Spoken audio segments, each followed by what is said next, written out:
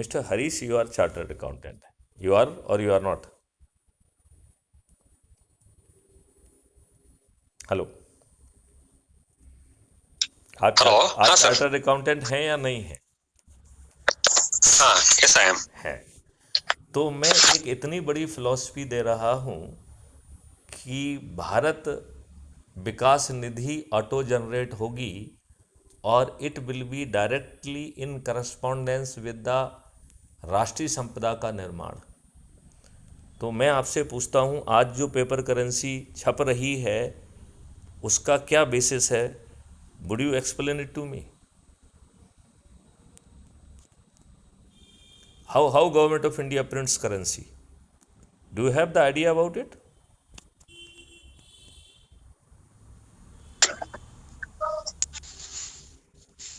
Do you know on what basis the currency is being printed by the governments?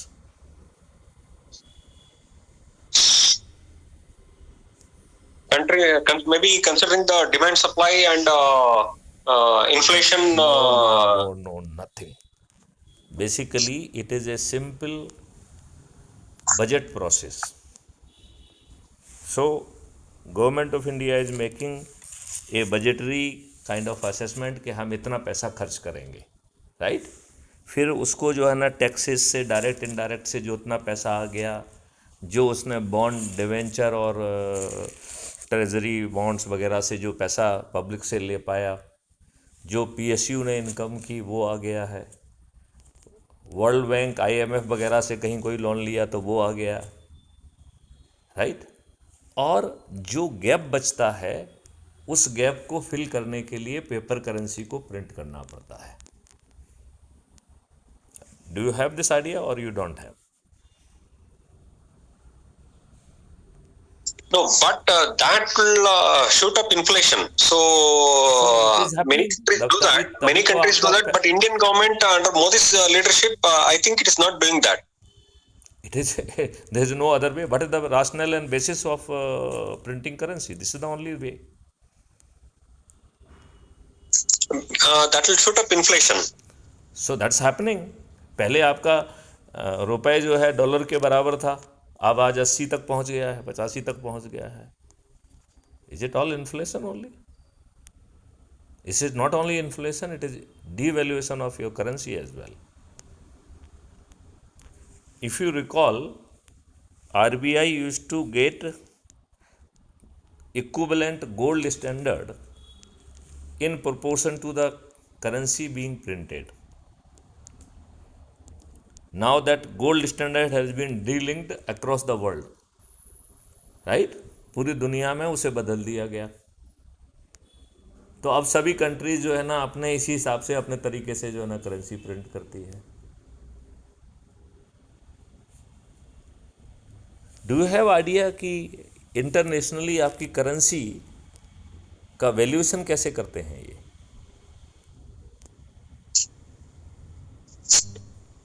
Earlier it was being done on dollars basis. Now some BRICS currency that's going on, na? No, what I am saying, so rupee is a value, is printing and everything is not on very rational basis. And हर चीज़ में जो है वो purchase और selling का system ला दिया तो your currency S value has become manipulative. हो गया कि नहीं हो गया? हमने आपकी करेंसी को परचेज करके मार्केट में एक स्कैर्सिटी पैदा कर दी, आपकी करेंसी की वैल्यू जो है बढ़ जाएगी कि नहीं बढ़ जाएगी?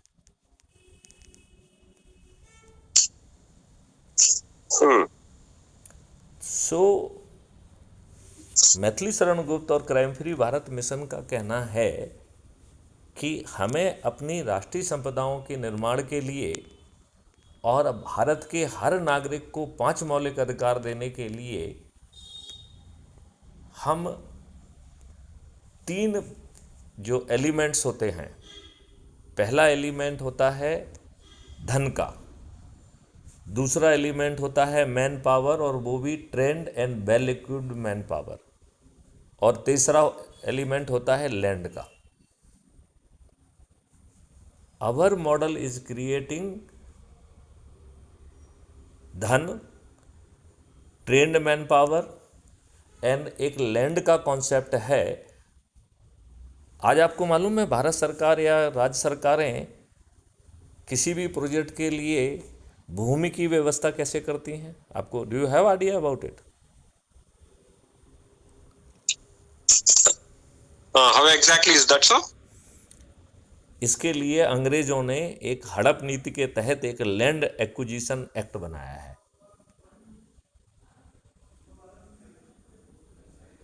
तो भारत सरकार और राज्य सरकार नेशनल इंटरेस्ट के नाम पे आम आदमी की ज़मीन जो है वो एक्विजिशन कर सकती है और अपने बताए हुए रेट पे कर सकती है। और जिन लोगों की ज़मीन एक्विजिशन होती है उन्हें औने पौने दाम मिलते हैं, और फिर वो भूमि जो है इंडस्ट्रियलिस्ट से लेके बाकी लोगों को पहुंच जाती है, जिसमें वो करोड़ों रुपए का धन बनाते हैं। Do you know what Maithili Sharan Gupt और crime free Bharat mission is saying? कि हम इस लैंड एक्विजिशन एक्ट को ही ख़त्म कर देंगे और हमारा कोई भी राष्ट्रीय संसाधन वो छोटी जगह पे होगा ही नहीं, वो हजारों एकड़ों में फैला होगा। हमारे विश्वविद्यालय जो है वो 100 एकड़ 1000 एकड़ों में फैले होंगे। हमारे अस्पताल जो है ना 100 एकड़ और 1000 एकड़ों में फैले होंगे, जहाँ पर औषधियों के निर्माण की, औषधियों के उगाने की से लेके हर चीज़ की व्यवस्था होगी। भारत के अस्पतालों में सभी तरह की पथी एक कैंपस में होंगी और उनकी औषधियों का निर्माण भी वहीं होगा। आपको मालूम है कि भारत के रिमोटेस्ट गांव में बैठे हुए व्यक्ति को भी फंडामेंटल राइट टू हेल्थ मिल जाएगा। तो जो अभी तक अपन बातें करते हैं कि साहब जो है आप बटन दबाओगे तो एक वेल ट्रेंड व्यक्ति आपकी एफआईआर लिखने पहुंच जाएगा, आपको अपनी एफआईआर लिखाने के लिए थाने नहीं जाना होगा। एग्जैक्टली वही चीज़ जो है वो आपके फंडामेंटल राइट टू हेल्थ में होने वाली है। आप बटन दबाएंगे, एक वेल ट्रेंड वॉलंटियर बटन दबाने वाले के पास पहुंच जाएगा, उसके जो है ब्लड से लेके जो भी सैंपल्स लेना है वो लेगा और उसके वो जो है ना लेबोरेटरीज में भेज दिए जाएंगे। जो रिपोर्ट्स आएंगी वो पेशेंट के पास भी पहुंच जाएंगी और नियरेस्ट जो अस्पताल है जहां सभी पैथी के डॉक्टर बैठे हुए हैं उनके पास भी पहुंच जाएंगी। फिर वही वॉलंटियर जो है ना फिर से उस व्यक्ति के पास पहुंचेगा। वो भी रिमोटेस्ट गांव की बात कर रहा हूं मैं, जहां सड़कें हों चाहे ना हो, राइट। वो जो है अपने मोबाइल अपने ऐप से जो नियरेस्ट हॉस्पिटल के या जहाँ पे भी एक्सपर्ट बैठे हुए हैं उन डॉक्टर्स की सभी पैथियों के पैनल जो है वो उस पेशेंट से 1 to 1 हो जाएंगे। जो रिपोर्ट्स के सैंपल आए हैं उसको के आधार पर वो पेशेंट्स को बताएंगे कि उसकी डिसीज का या बीमारी का स्टेटस क्या है और उस स्टेटस में कौन सी पैथी सबसे महत्वपूर्ण रोल अदा कर सकती है, और उसके लिए इंटीग्रेटेड जो है ना ट्रीटमेंट पहुंचेगा। तो जो काम आयुर्वेदा को करना है उतना काम आयुर्वेदा करेगी। जिस पैथी को प्राइमरी काम करना है, जैसे जिनकरी आपको कैंसर हो गया तो कीमोथेरापी और कंडक्टिंग द ऑपरेशन और कोई और उपाय नहीं है, तो allopathy will be doing primary job of surgery. वो कीमोथेरापी देगी, उसका जो नेगेटिव इफेक्ट है उसको न्यूट्रलाइज करने के लिए आयुर्वेदा से लेके नेचुरोपैथी से लेके सब चीज़ें सामने आ जाएंगी। आपको जो भोजन मिलेगा उसमें जो है वो हर्ब से लेके हर चीज़ मिली होंगी और वो अपने आप आपके पास पहुंच जाएंगे। जैसे ही पेशेंट की ब्रीफिंग कंप्लीट होती है, जो भी मेडिसिन्स पहुंचना है वो पेशेंट के पास पहुंच जाएंगे। यदि पेशेंट्स को हॉस्पिटलाइजेशन की ज़रूरत है तो उसे किसी से प्रेयर करने की ज़रूरत नहीं है, अपने आप एम्बुलेंस और लेके वहाँ पहुँच जाएगी अस्पताल में। अस्पताल में जब वो चलेगा, यहाँ से एम्बुलेंस चलेगी तो उसकी लाइव लोकेशन वहाँ अस्पताल वालों को पहुँच रही है। वो जाके वहाँ अपने रजिस्ट्रेशन के लिए नहीं भटकेगा, रजिस्ट्रेशन उसका ऑटोमेटिक होकर रहेगा। वो सीधे जाके जो है, यदि उसका कुछ ऑपरेशन होना है तो सीधे वहाँ चला जाएगा, यदि उसे आईसीयू में पहुँचाना है तो अपने आप आईसीयू में पहुँच जाएगा वो।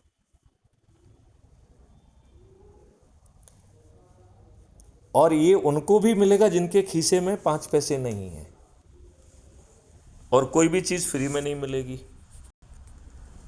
तो हरीश जी, मैं आपसे पूछ रहा हूँ, ये क्या हम जो बात कह रहे हैं ये क्या कॉन्ट्राडिक्शन नहीं है? क्या सोचते हो, ये कॉन्ट्राडिक्शन है या नहीं है? आप कह रहे हैं कि ये जो हमने अभी बात बताई है ये उस व्यक्ति को भी मिलेगी जिसके खीसे में 1 पैसा भी नहीं है, और हम साथ में ये भी कह रहे हैं कि कोई चीज़ फ्री में नहीं मिलेगी। तो ये जो इतना सारा खर्च होगा, हर किसी को वो वॉलंटियर से लेके, दवाई से लेके, सैंपल से, टेस्टिंग से लेके, हर चीज़ पे जो खर्च हो रहा है उसका भुगतान उसी समय हो रहा है। तो पैसा कहाँ से आ रहा है आपको मालूम है?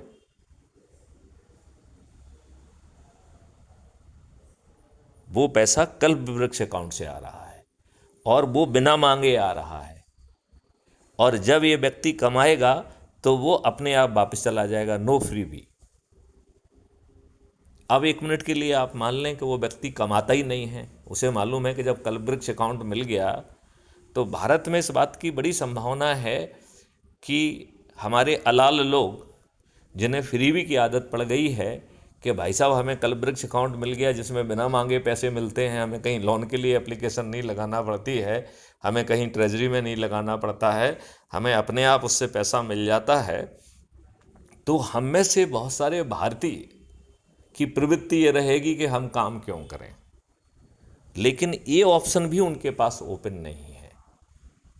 यदि आपने के पास पैसा आ रहा है और आप वापस नहीं कर पा रहे हैं तो कल्पवृक्ष अकाउंट का जो सिस्टम है वो एक बटन दबा देगा, और सब्जेक्ट जो एम्प्लॉयमेंट एक्सपर्ट्स हैं वो 1 मिनट के लिए मान लें कि चार्टर्ड अकाउंटेंट हरीश के जेब में पैसे नहीं हैं और मिस्टर हरीश बीमार हो गए, मिस्टर हरीश के ऊपर लाखों रुपए खर्च हो गए, और चूंकि मिस्टर हरीश कमा नहीं रहे हैं तो पैसा वापस नहीं होगा। तो जो कल्पवृक्ष अकाउंट का सिस्टम है वो बटन दबाएगा तो ढेर सारे एक्सपर्ट जो है वो मिस्टर हरीश के पास पहुंच जाएंगे।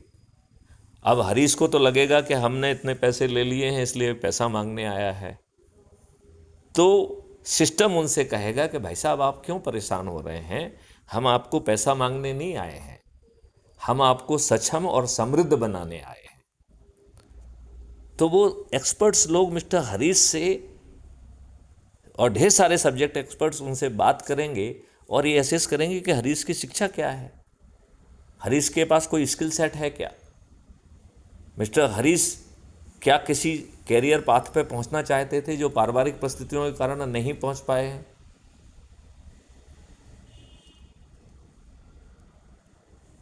तो मिस्टर हरीश के कंसल्टेशन से वो एक्सपर्ट्स आपके लिए क्या शिक्षा होना चाहिए उसके एजुकेशन मॉड्यूल आपको डिज़ाइन करेंगे, और वो टेलर मेड होंगे फॉर योर कैरियर रिक्वायरमेंट। वो लॉर्ड मैकाले की जो है ना दुष्ट व्यवस्था के तहत कुछ भी थोपने वाली बात नहीं होगी। तो आपको उतनी ही चीज़ बताई जाएगी, उतनी ही चीज़ पढ़ाई जाएगी which is require for your career. फिर यदि आपको आपके कैरियर के लिए, आपके एम्प्लॉयमेंट के लिए कुछ टूल्स, टेक्नोलॉजी या मशीनरी की ज़रूरत है तो उसको आपको दिया जाएगा, और उसमें आपको सिद्धस्त बना के एक सर्टिफिकेट ऑफ एक्सीलेंस दिया जाएगा। आज की दुष्ट दुनिया में यदि मिस्टर हरीश को बहुत इक्विप कर दिया गया है, बहुत ट्रेन कर दिया है, लेकिन मिस्टर हरीश के पास कोई ऑप्शन नहीं है बट एम्प्लॉयमेंट के लिए लोगों के पास जाएं कि भैया मेरे पास ये शिक्षा है, हमें ट्रेंड हैं, देखो हमारे पास सर्टिफिकेट ऑफ एक्सीलेंस है, तो हमें एम्प्लॉयमेंट दे दो। मिस्टर हरीश आज यही होगा कि नहीं होगा? हेलो मिस्टर हरीश, हाँ सर। आज यही होगा कि हाँ नहीं सर। होगा? होगा। होगा। लेकिन जो क्राइम फ्री भारत का मॉडल है वो कह रहा है कि ऐसा बिल्कुल नहीं होगा। मिस्टर हरीश से पूछा जाएगा कि क्या आपने जो आपको से कंसल्टेशन में जो आपको इक्विप किया गया, ट्रेनिंग दिए गए, टूल्स दे गए हैं, क्या आपने कोई बड़ा ड्रीम देखा है? तो ड्रीम क्या हो सकता है कि मैं फलानी इंडस्ट्री डालूंगा, मैं ये करूंगा, मैं वो करूंगा, कोई भी ड्रीम हो सकता है। तो यदि आपने ड्रीम देखा है तो आपको कहा जाएगा कि भाई साहब आप अपने ड्रीम का एक सांचा बनाओ, एक सिनॉप्सिस क्रिएट करो, राइट। और सिस्टम एक्सपर्ट जो आपके पास आए हैं वो दोबारा बैठ के आपके साथ कि अब आप दूसरे लोगों के पास पहुंच जाएंगे, अब आप राष्ट्रीय संपदा निर्माण वाला जो अथॉरिटी है उसके पास पहुंचेंगे। और यदि आपने कोई ड्रीम देखा है तो उस ड्रीम को एक्चुअलाइज करने के लिए तो जो आप बना के लेके आए, अब आपको तो लग रहा है कि साला कोई नौकरी भी नहीं दे रहा है, कोई कुछ नहीं कर रहा है, तो आप एक छोटा मोटा ड्रीम देखेंगे। लेकिन इस अथॉरिटी को ट्रेंड किया गया है कि आपको कोई छोटी चीज़ नहीं सोचने दी जाएगी। तो वो आपने जैसी 150 करोड़ की बात सोची है और विश्व स्तर का और विश्व से और भारत स्तर का है, तो भारत का स्तर विश्व से भी सबसे बड़ा होगा। तो उस भारत स्तर की चीज़ों के लिए यदि उसे 1.5 लाख करोड़ का बनना है तो वो अथॉरिटी आपके साथ बैठकर उसे जो 150 करोड़ का आपने बनाया था उसको 1.5 लाख करोड़ का एक प्रस्ताव में कन्वर्ट कर देंगे। और जैसे ही वो प्रस्ताव अनुमोदित होता है उतनी निधि ऑटो जनरेट होगी फॉर क्रिएशन ऑफ दैट राष्ट्रीय संपदा ऑन ग्राउंड, और वो मनी एडवांस में क्रिएट होगी और वो डिजिटल होगी।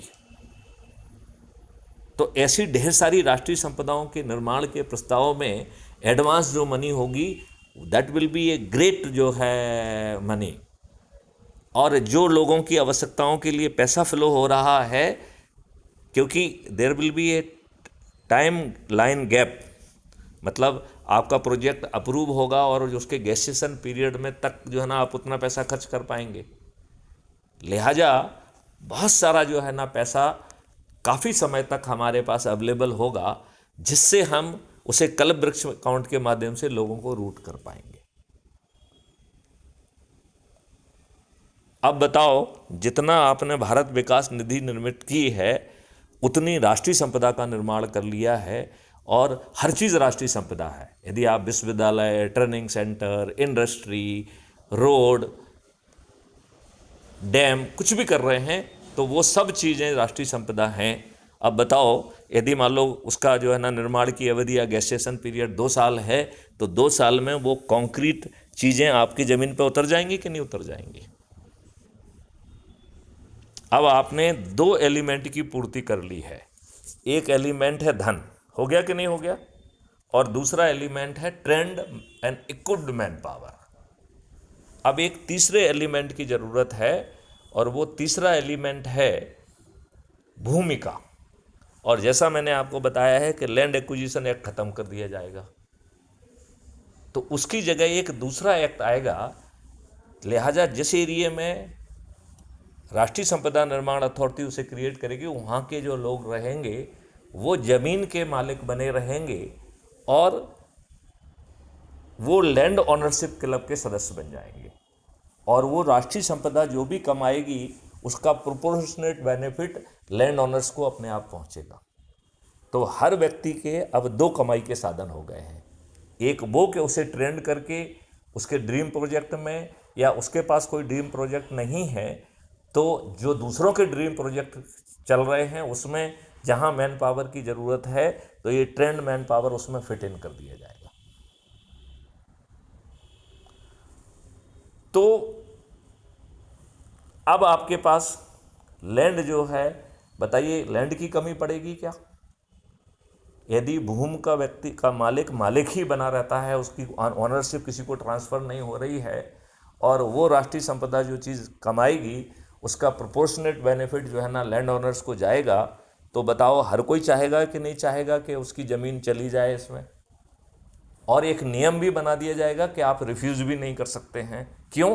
क्योंकि मालिक आप हैं और लाभ आपको मिल रहा है, तो आप अपने सैडिस्टिक प्लेजर के लिए रिफ्यूज़ नहीं कर सकते हैं। क्योंकि रिफ्यूज करने का कोई आधार नहीं है।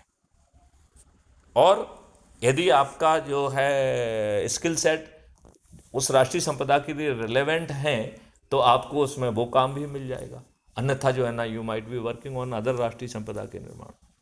अब मुझे बताओ, इस मॉडल के तहत हम भारत के हर नागरिक को एम्प्लॉयमेंट दे पाएंगे कि नहीं दे पाएंगे? हेलो मिस्टर हरीश, हाँ सर। दे पाएंगे नहीं दे पाएंगे? हाँ, इसके बारे में सोचना पड़ेगा सर मुझे। आप सीए हैं, आपका दिमाग तेज चलना चाहिए। तो आज हम चर्चा को यहीं पे विराम देते हैं और इस पर आप सोच के हम अगला चर्चा जो है इस मॉडल पे करेंगे। तो इसमें यदि आपको कोई ग्लिच समझ में आता है तो आई विल अप्रिशिएट कि इसको आप डिस्कस करिए।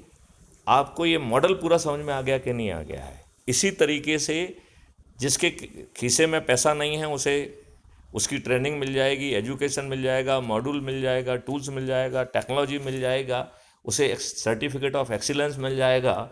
और या उसने कोई ड्रीम देखा है तो उसके ड्रीम प्रोजेक्ट को एनालाइज करके राष्ट्रीय संपदा का निर्माण बना दिया जाएगा। और यदि उसने कोई ड्रीम नहीं देखा है तो जो ऑलरेडी प्रोजेक्ट चल रहे हैं, जो दूसरों के ड्रीम के तहत चल रहे हैं, उसमें जहाँ वो उसकी कैपेबिलिटी रोपिन करने की ज़रूरत होगी वहाँ पे उसको फिट कर दिया जाएगा। अब बताओ, भारत के हर नागरिक को सिर्फ ट्रेनिंग देने के लिए, सिर्फ जो है ना फूड देने के लिए, सिर्फ जो है स्वास्थ्य देने के लिए, साफ सफाई से लेके हर चीज़ के लिए क्या 140 करोड़ लोग कम नहीं पड़ जाएंगे? इस पर विचार करिए। तो मैथिली शरण गुप्त का कहना है, क्राइम फ्री भारत मिशन का कहना है कि भारत सरकार के खजाने पर बिना एक पैसे के बोझ के हम इस मॉडल के तहत अपने सभी भारतीयों को फंडामेंटल राइट टू एम्प्लॉयमेंट दे पाएंगे, फंडामेंटल राइट टू हेल्थ दे पाएंगे, फंडामेंटल राइट टू एजुकेशन दे पाएंगे, फंडामेंटल राइट टू फूड दे पाएंगे, fundamental right to health and prosperity दे पाएंगे। इसमें इतने सारे माइक्रो मॉडल्स हैं कि भारत की टूरिज्म जो है उसको विश्व में कोई भी मैच नहीं कर पाएगा। और इसका एक बहुत बड़ा हिस्सा इनलैंड टूरिज्म में होगा, with in India, domestic tourism में। और आपकी पूरी टूरिज्म 100% फैसिलिटेटेड होगी। यदि मैं यहाँ से बेंगलोर जा रहा हूँ तो द मोमेंट यहाँ पे जो बेंगलोर का जो या कर्नाटका का एक टूरिज्म जो है विलेज होगा, जहाँ पर कर्नाटका के जितने भी अट्रैक्शंस हैं वो यहाँ पर रिक्रिएट किए जाएंगे। वहाँ पर कर्नाटका का भोजन मिलेगा और वहाँ पे आप देख के वहीं से आपसे विशलिस्ट पूछेगी कि आप यहाँ जाना चाहते हो, वहीं से उसे फैसिलिटेट किया जाएगा। आपके ट्रेवल से लेके, स्टे से लेके, आपके के स्टेटस के हिसाब से ऑटो अरेंजमेंट होगा। और वो उस समय भी होगा जब आपके खीसे में पैसे नहीं होंगे, वो कल्पवृक्ष अकाउंट में आ जाएंगे। और कल्पवृक्ष अकाउंट से जो पैसा खर्च हो रहा है उसके आधार पर हम आपको ट्रेन करके आपको समृद्ध बनाने के लायक बना देंगे। ये मॉडल आपको किस हद तक समझ में आया है?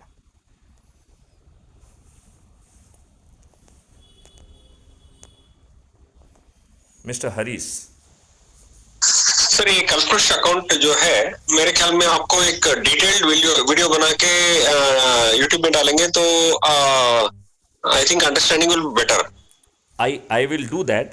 लेकिन अभी उसको करने के पहले आपके ध्यान में कल्पवृक्ष अकाउंट के संबंध में क्या प्रश्न आ रहे हैं वो मुझसे पूछिए आप। हालांकि जो आप कह रहे हैं वो भी करूंगा मैं।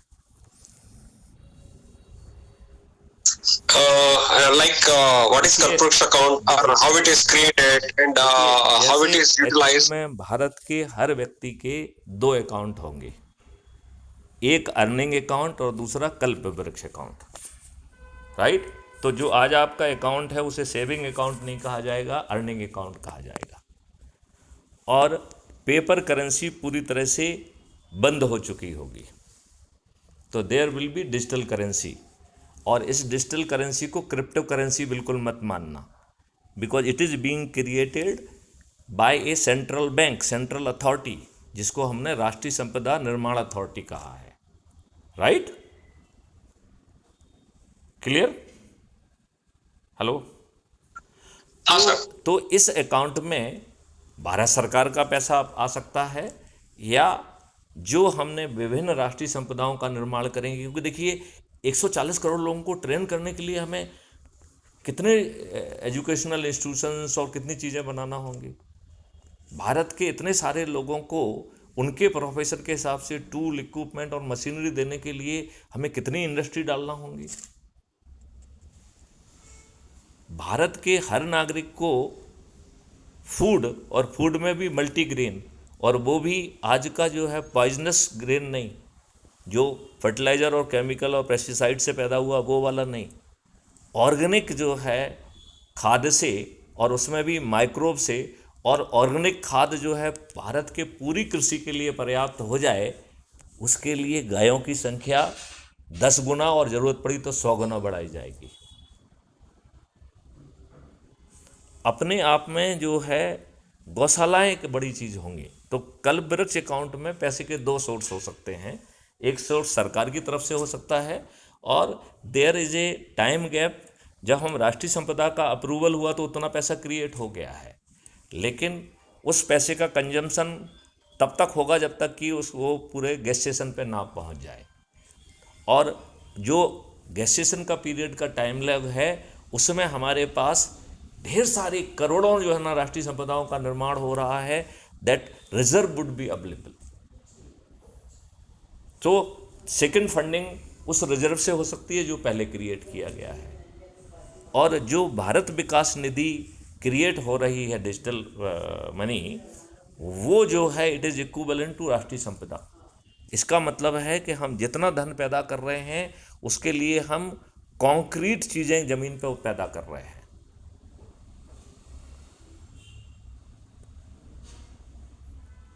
बात समझ रहे हैं ना? तो कल्पवृक्ष अकाउंट जो है हर व्यक्ति का है। अब आपके अकाउंट में पैसा नहीं है तो बिना आवेदन के आपकी फंडामेंटल राइट के लिए अपने आप पैसा पहुंच जाएगा, और जब आपका जो है ना कैलिब्रेशन होगा, जितनी आपकी पोटेंशियल के हिसाब से जितना आप पैसा कमाएंगे, उस पोटेंशियल के हिसाब से आपकी रेटिंग होगी, और उसी के हिसाब से आपका एंटाइटलमेंट होगा, चाहे वो फूड के लिए हो, चाहे वो। तो आपको अपने एंटाइटलमेंट की चीज़ों के लिए, यदि आपके खीसे में पैसा नहीं है, आपके अर्निंग अकाउंट में पैसा नहीं है, तो बिना मांगे कल्पवृक्ष अकाउंट से फ्लो हो जाएगा, और जब आप कमाएंगे तो बिना पूछे वापस हो जाएगा। तो इसमें कोई फ्री भी नहीं है भारत सरकार की या किसी की।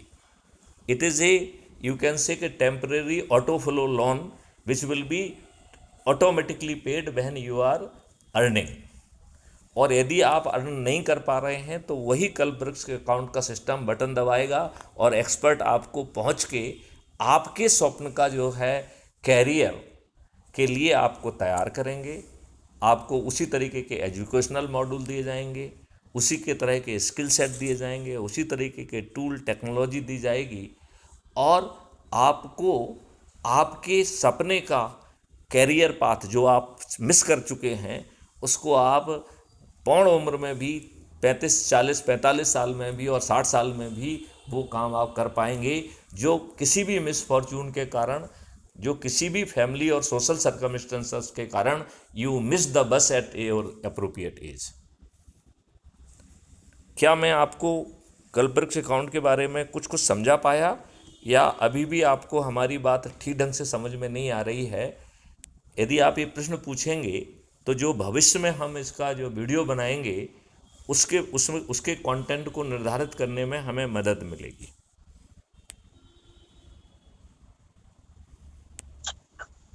Sir, question it should be broken up like what exactly is Kalpvriksh account, or like a layman can understand.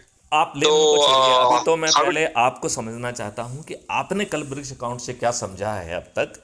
आप अपनी भाषा में बताइए, और आपको जो है कल्पवृक्ष अकाउंट को और क्लियरिटी लाने के लिए आप हमसे कौन से क्वेश्चन पूछना चाहेंगे?